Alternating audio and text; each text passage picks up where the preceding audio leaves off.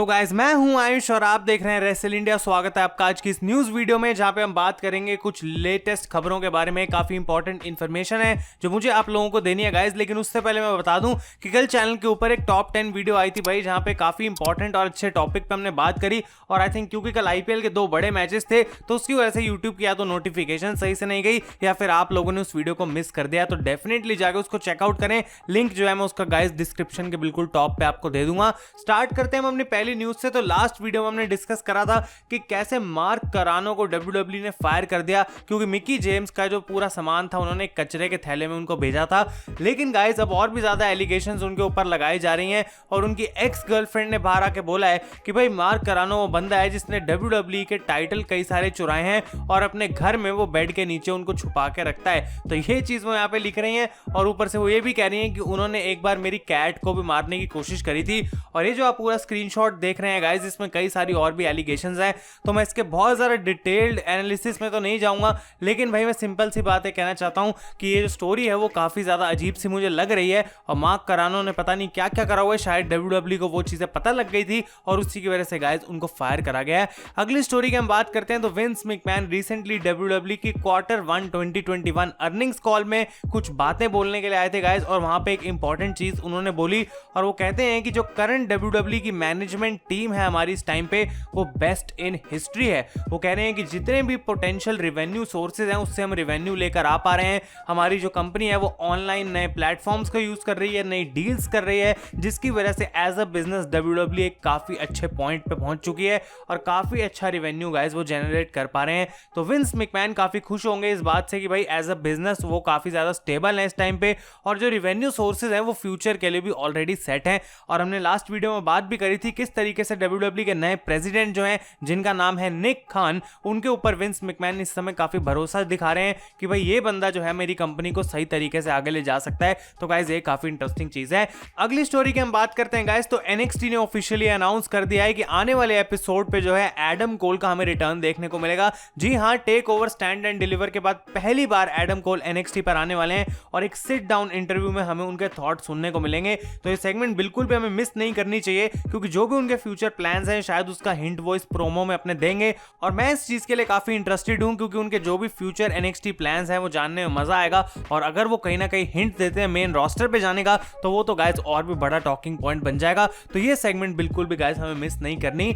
अगली चीज की हम बात करते हैं गाइस। तो एक काफी इंटरेस्टिंग स्टैट बाहर निकल के आ रहा है यूनिवर्सल चैंपियनशिप के रिगार्डिंग और किसी बंदे ने पूरी एक्सेल शीट के अंदर ये डॉक्यूमेंट सा प्रिपेयर करा जहां पे सारी यूनिवर्सल चैंपियंस हैं अभी तक और उनकी रेंज कितनी है, उनके डिफेंसेस कितने हैं और टोटल कंबाइंड डेज अगर हम कर दें उनकी सारी रेंज के तो कितने दिन तक वो चैंपियन रहे हैं वो भी लिखा हुआ है। और जैसा कि आप देख सकते हैं गाइस, रोमन रेंज की अगर हम दोनों रेंज को कंबाइन कर दें तो उनका जो डेज बनते हैं वो 300 से भी ज्यादा हो चुके हैं। अगर आपको याद हो तो उनकी फर्स्ट रेन केवल 63 डेज की थी, यानी अब जो उनकी रेन है गाइस काफी लंबी हो चुकी है ऑलरेडी। और आई डोंट थिंक कि डब्ल्यूडब्ल्यूई का जल्द कोई प्लान है उस चीज को खत्म करने का। और अगर आप इसमें देखें तो उन्होंने 12 टाइटल डिफेंस भी करे हैं। तो हम ये नहीं कह सकते कि भाई रोमन रेंज जो है एक अच्छे चैंपियन नहीं है, क्योंकि अगर हम उसके ऊपर नजर डालें ब्रॉक लेसनर पे तो भाई 3 टाइटल रेन में केवल 60 डिफेंस है और तब भी कंबाइंड डेज 686 हैं। तो इससे क्लियरली पता लगता है कि लेसनर जबकि चैंपियन तो बहुत देर तक थे लेकिन वो टाइटल ही अपना ज्यादा देर तक डिफेंड नहीं कर रहे थे और शायद इसी वजह से लोग उनको उतना अच्छा यूनिवर्सल चैंपियन नहीं मानते।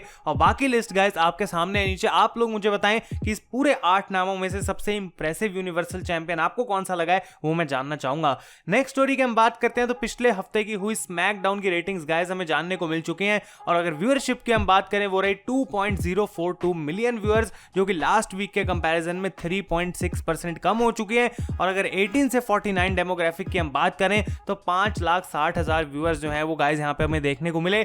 और सबसे बढ़िया बात यह है कि अभी भी स्मैकडाउन सबसे ज्यादा रेटिंग लाने वाला रेसलिंग शो है इस समय।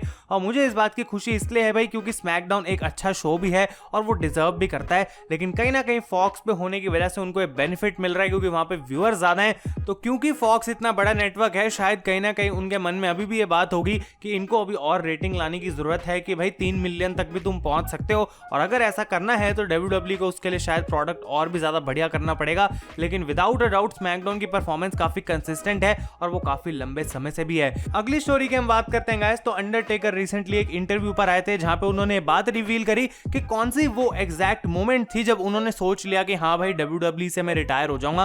तो उन्होंने रिवील करा कि रेसलमेनिया 36 के लिए जब वो एजे स्टाइल्स के साथ अपना बोन यार्ड मैच टेप कर रहे थे, उसकी फिल्मिंग कर रहे थे, तब half way through the taping यानी कि जब आधी टेपिंग खत्म हो चुकी थी, उनको ये बात रियलाइज हो गई थी कि भाई मेरी जो बॉडी है अब वो काम नहीं कर सकती जो कि मैं अपनी प्राइम में कर रहा था या फिर कुछ साल पहले कर रहा था। और वो कहते हैं कि देखो भाई, अगर मैं अपना बेस्ट नहीं दे सकता रिंग के अंदर जाके, तो मैं फैंस के साथ चीटिंग भी नहीं करना चाहता कि मैं उनको प्रॉमिस करूं एक बहुत बड़ा मैच और उसके बाद एक बेकार मैच दे दूं। और उस पॉइंट पे मुझे रियलाइज हो गया था कि अब मैं रिंग में एक और मैच नहीं लड़ पाऊंगा, और शायद इसी की वजह से गाइस डब्ल्यूडब्ल्यू ने अंडरटेकर की फाइनल फेयरवेल भी करी, क्योंकि अब उन्होंने अपना पूरा मन बना लिया है कि वो कोई रेसलिंग मैच नहीं लड़ने वाले। तो आप लोग मुझे कमेंट्स में बताएं कि क्या अंडरटेकर आपके हिसाब से एक और मैच कभी देंगे डब्ल्यूडब्ल्यू के अंदर, या फिर अब उनको आराम से अपनी रिटायरमेंट को एंजॉय करना चाहिए, क्योंकि ऑलरेडी उन्होंने इतना लंबा और बढ़िया करियर हमको दे दिया है कि उसके लिए तो हम ऑब्वियसली उनको कभी गाइस भुला नहीं सकते।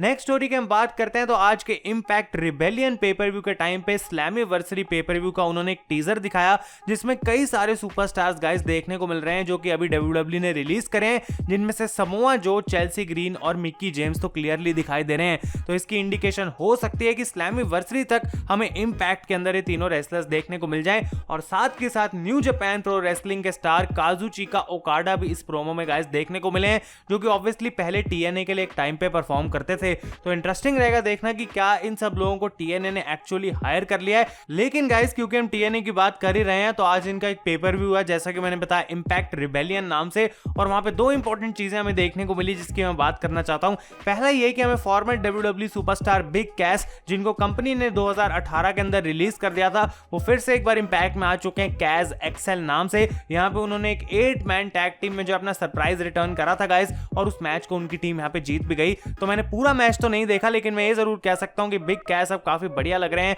Best shape of his career काफी लोग उनको कह रहे हैं, और ऊपर से जो रेसलिंग भी कर रहे थे काफी बेटर थी एज कंपेयर टू डब्ल्यूडब्ल्यू। और अच्छी चीज मुझे ये लगी कि भाई इंडिविजुअली अब वो परफॉर्म कर पा रहे हैं, कि ऐसा नहीं है अगर एंजो नहीं है तो कैश भी कुछ नहीं है, तो वो एक बढ़िया बात थी। लेकिन जो सबसे इंपॉर्टेंट टॉकिंग पॉइंट इस शो से निकल के आ रहा है गाइस, एक मैच हो रहा था इसके मेन इवेंट में केनी ओमेगा का, यानी कि the current AEW champion against Rich Swann, जो कि इंपैक्ट और टीएनए के यूनिफाइड वर्ल्ड चैंपियन है, यानी कि उनके पास टीएनए की चैंपियनशिप भी थी, इंपैक्ट की चैंपियनशिप भी थी, और ये दोनों टाइटल्स ऑन द लाइन थे गाइस। एईडब्ल्यू का भी टाइटल ऑन द लाइन था, टाइटल वर्सेस टाइटल मैच था पूरा मेन इवेंट के अंदर।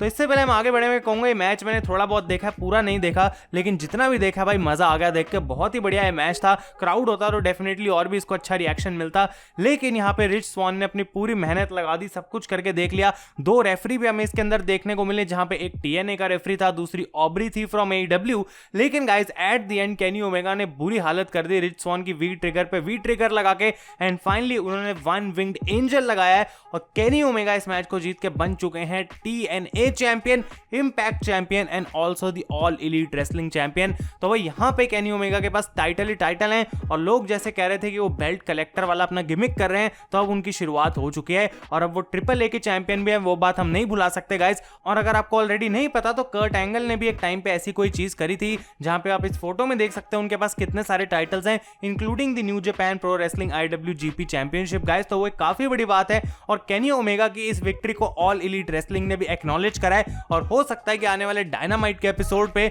ओमेगा ये सारे टाइटल्स लेके गाइस आ जाएंगे डायनामाइट पे। तो क्या इसका मतलब एक्चुअली में ये हो सकता है कि टोनी खान परचेज कर लेंगे इंपैक्ट को, आई डोंट नो, लेकिन ये आने वाले टाइम में कैसे स्टोरी लाइन प्ले आउट करेगी गाइस, वो देखना इंटरेस्टिंग रहेगा। लेकिन केनी ओमेगा अब इंपैक्ट चैंपियन भी हैं, TNA champion, triple A champion and obviously the all elite wrestling champion. आपका इसके बारे में क्या ख्याल है गाइस, डेफिनेटली मुझे कमेंट्स में बताएं, और अगर आपने पेपर व्यू देखा तो उसका पूरा ओपिनियन भी आप मुझे डेफिनेटली बता सकते हैं। तब तक के लिए thank you so much for watching. ये थी सारी आज की न्यूज गाइस। अगर आपको वीडियो पसंद आई इसे लाइक करें। मैं हूं आयुष और आप देख रहे हैं रेसल इंडिया।